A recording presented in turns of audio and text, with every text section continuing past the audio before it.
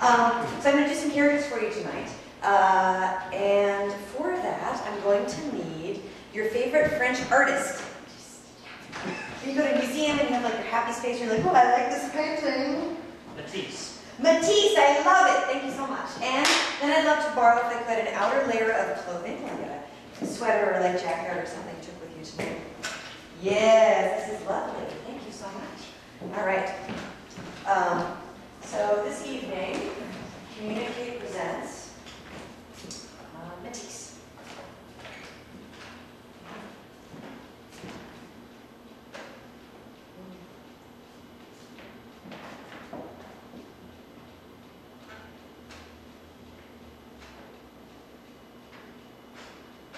Lights, please.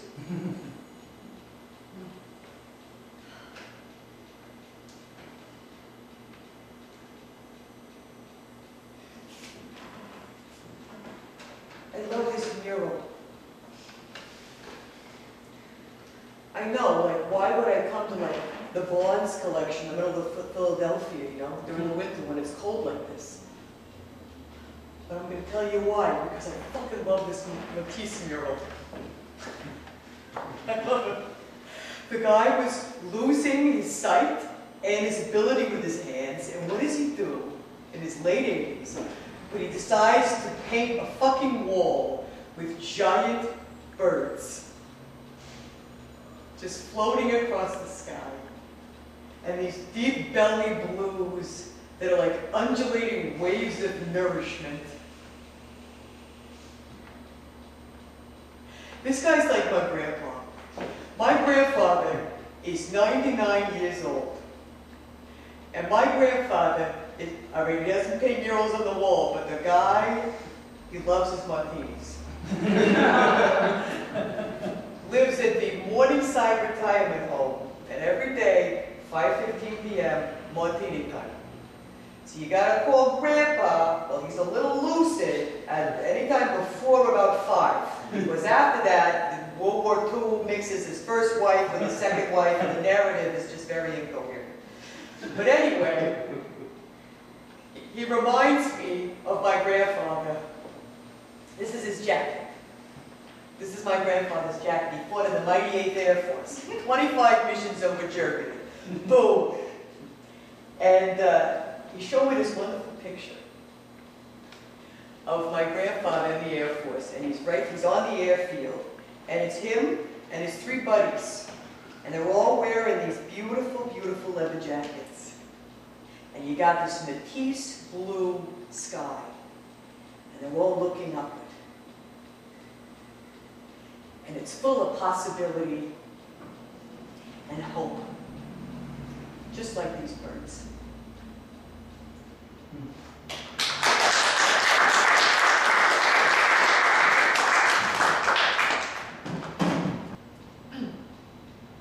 Lights, please. Well, honey, your room here looks very Matisse-like. The perspective is encroaching. You have a lot of objects here.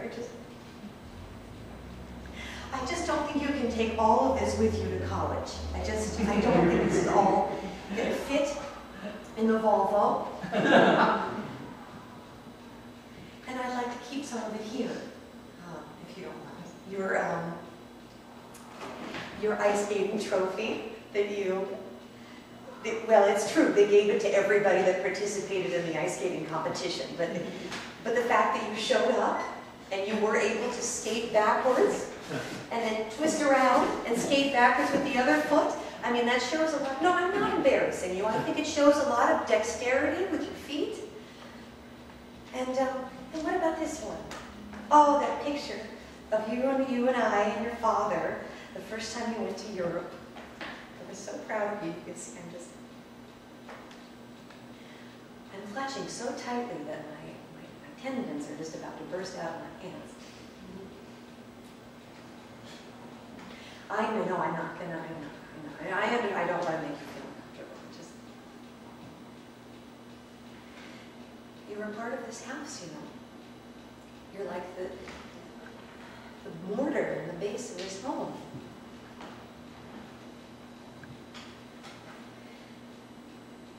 And the sound of the emptiness when you leave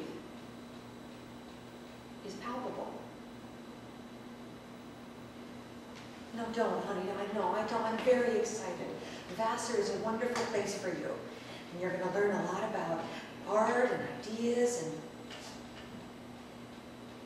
And I know I said that when you left, I had so many things to do, obviously. Your room is always a Matisse-like mess. It's really bordering on Kandinsky. It leaves, it follows. I can't follow it at all. But I just...